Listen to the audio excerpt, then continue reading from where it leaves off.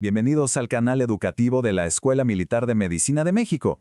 Muy bien, para esta revisión vamos a seguir un camino muy claro. Primero vamos a abordar el suicidio adolescente desde la perspectiva clínica. Después nos meteremos de lleno en la epigenética, ese fascinante puente entre los genes y el ambiente. De ahí analizaremos a fondo los hallazgos en metilación del ADN y también veremos qué pasa con la modificación de histonas y los microARNs. Y para cerrar, vamos a discutir lo más importante. ¿Qué significa todo esto para la terapia y qué nos depara el futuro? Y bueno, vamos a empezar con un tema que francamente es de una urgencia tremenda. Hablamos del comportamiento suicida en adolescentes, que se ha convertido en una verdadera crisis de salud pública. Pensemos en esto. Es una de las principales causas de muerte en jóvenes de entre 10 y 19 años. La magnitud es impresionante. Para poner las cosas en perspectiva, veamos la escala global del problema. Cada año, a nivel mundial, el suicidio se lleva más de 700,000 vidas. Es una cifra brutal, ¿no? Y nos obliga a preguntarnos qué está pasando a nivel biológico. ¿Cuáles son los mecanismos que hay detrás? Ok, en la clínica, para entender el riesgo, lo vemos como dos tipos de factores que interactúan. Imaginen que los factores distales son como la carga de pólvora.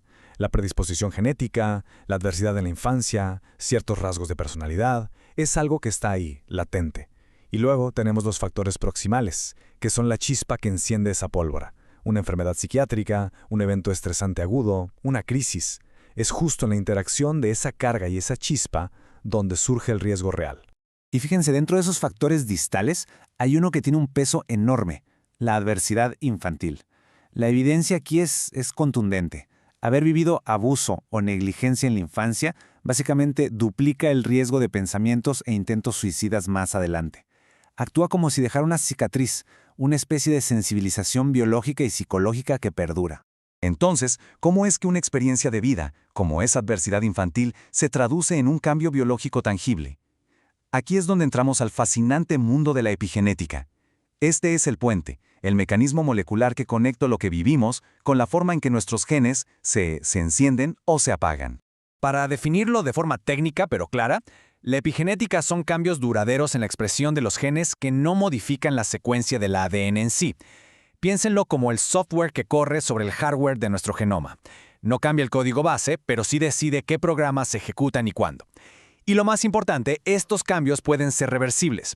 Este mapa conceptual que vemos ahora en pantalla lo resume todo de una forma muy elegante. Fíjense, a la izquierda tenemos los factores de riesgo clínicos de los que ya hablamos, los distales y los proximales. Todo esto confluye en el centro, en esa interacción crucial entre genes y ambiente. ¿Y qué media esa interacción? Pues lo que vemos a la derecha, los mecanismos epigenéticos. La metilación del ADN, la modificación de histonas. Estas son las piezas moleculares que traducen la experiencia en biología. Y el resultado final de toda esta cascada es precisamente la desregulación biológica que aumenta el riesgo de suicidio. Este esquema va a ser nuestra guía. Muy bien, entonces nos vamos a enfocar en tres mecanismos epigenéticos clave. Primero, la metilación del ADN. En términos simples, es como ponerle un candado a un gen para silenciarlo. Segundo, la modificación de histonas. Esto tiene que ver con cómo se empaqueta el ADN. Puede hacerlo más accesible o menos accesible para su lectura, como si aflojáramos o apretáramos el hilo en un carrete. Y por último, los microARNs, o MIARS. Estos son pequeños reguladores que actúan como un control de volumen fino, ajustando la expresión de los genes ya a nivel post-transcripcional. Perfecto. Empecemos con el mecanismo más estudiado, la metilación del ADN. La evidencia más sólida hasta ahora apunta directamente a los genes que regulan el eje HPA, o hipotálamo pituitario adrenal, o sea, el centro de comando de nuestra respuesta al estrés. Aquí es donde las cosas se ponen muy interesantes. En esta tabla podemos ver hallazgos que son clave. Por ejemplo, en el gen CRH, que codifica para la hormona liberadora de corticotropina, se ha visto hipometilación, es decir, menos candados en el gen. Esto podría dejar al eje HPA hiperactivo, constantemente en alerta. Por otro lado, vemos hipermetilación en el gen POMC y cambios en el receptor de glucocorticoides, el NR3C1.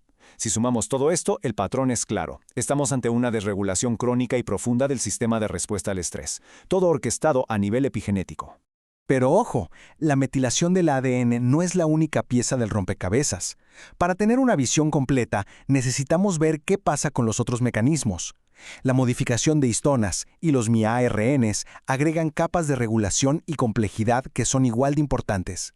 Y aquí hay un hallazgo que es fundamental, la conexión con el BDNF, el factor neurotrófico derivado del cerebro. Sabemos que el BDNF es como un fertilizante para las neuronas, crucial para su supervivencia y plasticidad. Bueno, pues en estudios post-mortem de víctimas de suicidio, lo que se encuentra es una menor acetilación de histonas y más actividad de la enzima HDAC3. El resultado, menos BDNF. Es una conexión directa entre un cambio epigenético y la falta de un soporte neurotrófico vital.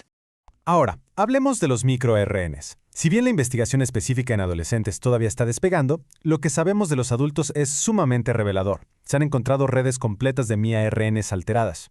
Un ejemplo fascinante es el MIR218, que regula el gen DCC. Parece que este miRN funciona como un interruptor molecular que puede inclinar la balanza hacia la vulnerabilidad o la resiliencia frente al estrés, y dado que su expresión cambia con la edad y el sexo, es un sospechoso principal para entender la vulnerabilidad particular de la adolescencia. Bien, con todo este conocimiento molecular sobre la mesa, la pregunta del millón es, y bueno, ¿qué hacemos con esto en la clínica? ¿Cómo lo traducimos en algo útil para los pacientes? Pues aquí es donde la epigenética se vuelve increíblemente prometedora, abriendo la puerta a estrategias terapéuticas completamente nuevas. Y la pregunta clave, por supuesto, es, ¿estas marcas epigenéticas son para siempre? ¿Son una sentencia? La gran noticia, y aquí es donde realmente radica la esperanza, es que no. No lo son. El epigenoma es plástico, es dinámico. Y esa plasticidad es precisamente lo que nos permite pensar en intervenciones diseñadas para, literalmente, revertir estas huellas del estrés. Básicamente se abren dos grandes caminos para el tratamiento. Por un lado, las intervenciones no farmacológicas. Hablamos de psicoterapias como la terapia dialéctica conductual para adolescentes o DBTA, que a través de la experiencia y el aprendizaje pueden, de hecho, modular la expresión de los genes. Y por el otro lado, claro, la farmacología. Fármacos que apuntan directamente a la maquinaria epigenética como los inhibidores de DNMT o de HDAC, como el ácido valproico. Ahora, hay que ser realistas. El potencial de estas terapias es enorme, sin duda. Podríamos atacar las raíces biológicas del problema, desarrollar biomarcadores para identificar quién está en mayor riesgo e incluso revertir la vulnerabilidad. Pero los retos también son grandes. El principal problema hoy por hoy es la falta de especificidad. Muchos de estos fármacos son como escopetas, no como rifles de francotirador, y tienen muchos efectos off-target. Además, hacer que lleguen específicamente al cerebro sigue siendo un desafío mayúsculo. Entonces, para llevarnos a la práctica clínica, ¿cuáles son los mensajes clave? Primero, que la interacción gen-ambiente no es un concepto abstracto, es el centro del riesgo de suicidio. Segundo, que factores como la edad, el sexo y sobre todo la adversidad en la infancia dejan una firma epigenética real y medible. Tercero, que la epigenética nos da nuevas dianas terapéuticas para la prevención. Y finalmente, y quizás lo más importante, es que la reversibilidad de estas marcas nos da una base biológica para la esperanza y para el desarrollo de intervenciones verdaderamente novedosas. Toda esta revisión, por supuesto, está fundamentada en la literatura científica clave que pueden ver en esta tabla, la cual integra los hallazgos más importantes publicados hasta la fecha en este campo. Este video fue producido por el general de brigada médico cirujano Humberto Carrasco Vargas. Muchas gracias por su atención.